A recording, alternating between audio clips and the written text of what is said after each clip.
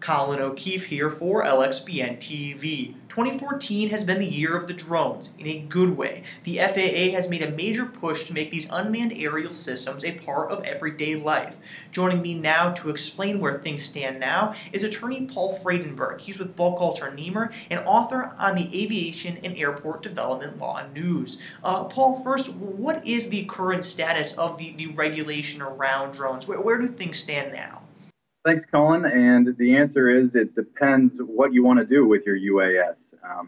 Through the FAA Modernization and Reform Act of 2012, Congress directed FAA to integrate unmanned aircraft systems into the national airspace system. And the FAA has done that. The FAA has done a great job of taking steps towards integration. They've designated 6 UAS test sites. Actually, they're working with NASA to collect data at those test sites. And yesterday, a senior member of NASA told me that NASA has devoted extensive resources to helping the FAA collect data. So the FAA has not been slouching on this.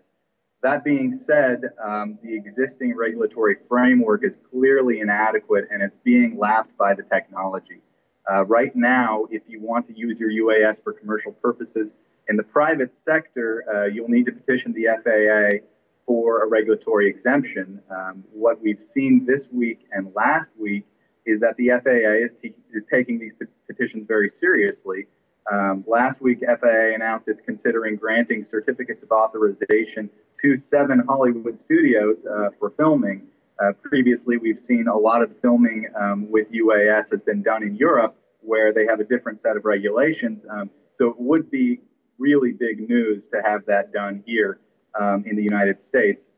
This week, BP announced, along with the FAA, that it will be conducting the first FAA-approved overland UAS flight for commercial purposes. That's huge news, Colin.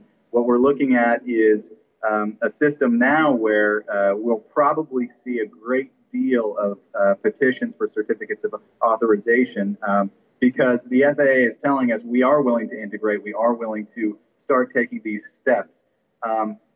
It's clear that approvals are coming on a case-by-case basis and that we won't see a comprehensive set of regulations for at least another year, probably closer to 2 years. So unless you're using your UAS strictly for recreational purposes, you probably will encounter the lack of regulatory framework that's preventing most commercial use right now until we see those comprehensive regulations. I see. And then second, you mentioned some of them there, but what are some of the applications we can expect to see for drones, these UAS, as the FAA rolls out the commercial regulations? So we're going to see a number of internet companies who want to basically use UAS as pseudo-satellites. Everyone heard when Google purchased Titan Aerospace, and Facebook is clearly considering getting in the market. They want to blanket the earth with internet access to promote their services.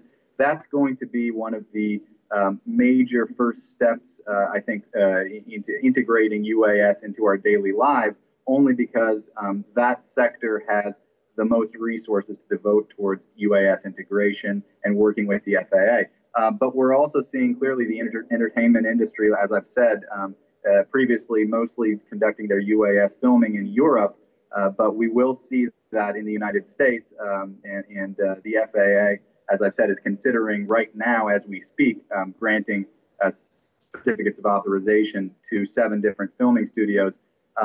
Energy, monitoring power lines, really UAS is not just a vehicle for transporting something, but it's a data collection tool. And that's what we're going to see, at the California UAS Summit yesterday in San Diego. There were over 300 applications of UAS that were all unique and all very feasible that were noted for the future. Pipelines, we're looking at BP up in Alaska, monitoring their pipelines has already been approved. So that's a current application. And then maybe, what will be the most important, I think, is first responders. UAS are going to change the game in the way that search and rescue takes place, in the way that we monitor and detect brush fires, and in the way that we respond to an emergency. There are really exciting applications, and the FAA is doing a great job of working towards integrating all of those. Definitely, it's going to be interesting to watch. As you mentioned, the technology is moving very quickly, so the FAA is going to kind of have its hands full as it tries to keep pace here, but they've done a pretty decent job so far.